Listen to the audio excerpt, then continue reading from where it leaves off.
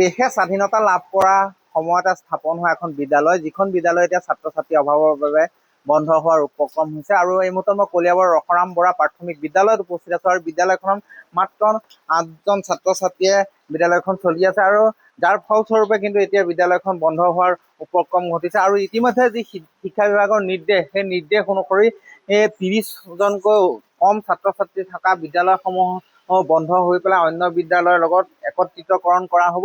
আৰু সেই হিচাপত কলিয়াবৰত বৰ্তমান 23খনকৈ বিদ্যালয়লৈ এই জাননী আহিছে। আৰু আমি দৃশ্য দেখুৱাইছো, মাত্ৰ 8জন ছাত্ৰ ছাত্ৰী আছে। বিদ্যালয়ৰ প্ৰধান শিক্ষয়িত্ৰীগৰাকী আমাৰ লগত উপস্থিত আছে, আমি কিছু মন্তব্য ল'ম। ছাত্ৰ ছাত্ৰীৰ সংখ্যা তেনেই কম, কি ক'ব? হয়, আমাৰ স্কুলত ছাত্ৰ ছাত্ৰী তেনেই নগণ্য, সেয়ে ক'বলৈ বৰ বেয়াই লাগিছে। এতিয়া কি হৈছে, যিবিলাক স্কুলত মানে প্ৰাইভেট স্কুলবিলাকত ষ্টুডেণ্টবিলাক তাত এডমিশ্যন দিছে। আৰু এতিয়া আমাৰ যিকেইটা ল'ৰা ছোৱালী, সেইকেইটা ল'ৰা ছোৱালী একেবাৰে মানে দুখীয়া মানুহৰ ল'ৰা ছোৱালীকেইটা আমি পঢ়াব লগা হৈছে। আৰু ওচৰতে স্কুলৰ ওচৰতে এখন প্ৰাইভেট স্কুল খুলিছে ইংলিছ মিডিয়ামৰ। এতিয়া চব ষ্টুডেণ্টবিলাক তাত মানে নামভৰ্তি কৰিছে। নামভৰ্তি কৰি পিনে আমি অকণ বেয়াও পাইছোঁ, দুখো লাগিছে। নিজৰ স্কুল যিহেতু দিব লাগে, স্কুলত চৰকাৰী স্কুলত বহুতো মানে সুবিধা পায়, কিন্তু সেইবিলাকৰ ওপৰত গুৰুত্ব নিদিয়ে মানুহবিলাকে। এতিয়া প্ৰাইভেট স্কুলতেই দিছে, দিয়ক বাৰু, সেইটো নিজৰ ব্যক্তিগত কথা। কিন্তু এতিয়া মানে যিকেইটা ল'ৰা ছোৱালী একেবাৰে দুখীয়া, সিহঁতৰ ক'তো যাব পৰাও সুবিধা নাই, সেইকাৰণে মানে আমি সেইকেইটা ল'ৰা ছোৱালীকে শিক্ষাদান কৰি আছোঁ। আৰু যিখিনি পঢ়াওঁ ভালকেই পঢ়াওঁ। মানে আমাৰ স্কুলতে প্ৰায় 5 বছৰেই হ'ল আমাৰ আছে, A+ পাই আহিছে। আৰু য'তেই মানে দিয়ক কৌতুক হাইস্কুলত এডমিশ্যন লয়, তাতে ভাল ৰিজাল্ট কৰি আছে, শুনিবলৈ আমি সুখী হৈছোঁ, ভালেই পাইছোঁ। নিশ্চয় সহ শিক্ষকজন আমাৰ লগত উপস্থিত আছে। যদি বিদ্যালয়খন কিবা কাৰণত একত্ৰিতকৰণ কৰে অন্য বিদ্যালয়, কিন্তু এই ল'ৰা ছোৱালী তাৰ ভৱিষ্যত কি হ'ব? ইমান দূৰৰ পৰা তেওঁলোক যাব পাৰিব জানো?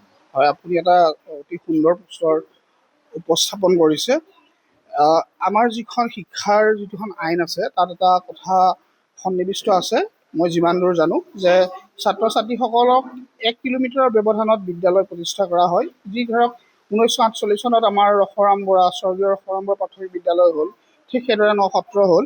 কিন্তু আমি যদি এনেদৰে বহুত দূৰলৈ যাবলগীয়া হয়, তেনেহ'লে আমাৰ বিশেষকৈ আপোনালোকে দেখিছে, এয়া ৰাষ্ট্ৰীয় ঘাইপথ আছে, তেওঁলোকক আমি পাৰ কৰিবলৈলগীয়া হয়। তেনেস্থলত যদি ইমান দূৰলৈ অতিক্ৰম কৰি যাবলগীয়া হয়, এই ক্ষেত্ৰত বহুত অসুবিধা হোৱাৰ সৃষ্টি হ'ব। আৰু এই ছাত্ৰ ছাত্ৰীখিনি কিন্তু অতি দৰিদ্ৰ ঘৰ, তেওঁলোকে গাড়ী ভাড়া দিও যাব নোৱাৰিব। হয়, সেই কথাটোতো আপোনালোকে জানে যে আজি টেম্পো ফেয়াৰ বা যদি ভাড়া এটা বিচাৰে, তেনেহ'লে অকণমান উঠিলেই 10 টকা 20 টকা লয়। আৰু তেনেকুৱা সময়ত যদি দৰিদ্ৰ সীমাৰেখাৰ তলৰ মানুহ হয়, তেওঁলোকে যদি তেনেকুৱা অৱস্থাত বিশেষ অসুবিধা হ'ব। সেই কথালৈ লক্ষ্য ৰাখি আমি কাতৰভাৱে আপোনালোকক মানে অনুৰোধ জনাব বিচাৰোঁ, আপোনালোকৰ চেনেলৰ জৰিয়তে আমাৰ অভিভাৱকসকলক কৰিব বিচাৰোঁ যে আমাক অসম চৰকাৰে যিকোনো পৰ্যায়ত যিকোনো ট্ৰেইনিং দি পেলাই সক্ষম কৰিছে ছাত্ৰ ছাত্ৰীসকলক পঢ়াবৰ কাৰণে। আমি আপোনালোকৰ চেনেলৰ জৰিয়তে অনুৰোধ জনাইছোঁ যে তেওঁলোকৰ ছাত্ৰ ছাত্ৰী আমাৰ বিদ্যালয় আহক। আমি পাৰ্যমানে চেষ্টা কৰিম তেওঁলোকক আটাইতকৈ ভাল শিক্ষা দিবৰ কাৰণে। নিশ্চয়কৈ এটা কথা উল্লেখ কৰিম, এই বিদ্যালয়ত পঢ়িয়ে বহু ছাত্ৰ ছাত্ৰীয়ে বৰ্তমান ডাক্তৰ, ইঞ্জিনিয়াৰ আদি হৈছে। কিন্তু বিদ্যালয়খনলৈ যি ছাত্ৰ ছাত্ৰীৰ অভাৱ, এই অভাৱৰ বাবে কিন্তু বন্ধ হোৱাৰ উপক্ৰম হৈছে। দেশে স্বাধীনতা লাভ কৰা সময়তে স্থাপন হোৱা এইখন এখন বিদ্যালয়। আৰু এক কথাত ক'ব গ'লে মাত্ৰ 8জন ছাত্ৰ ছাত্ৰীয়ে বিদ্যালয়খন চলি আছিল, কিন্তু ইয়াৰ পিছত যদি বন্ধ হয়, তেনেহ'লে এই দৰিদ্ৰ ছাত্ৰ ছাত্ৰীসকলে অন্য বিদ্যালয়লৈ গৈ যি শিক্ষাদান লাভ কৰাৰ ক্ষেত্ৰত যথেষ্টখিনি অসুবিধা হ'ব।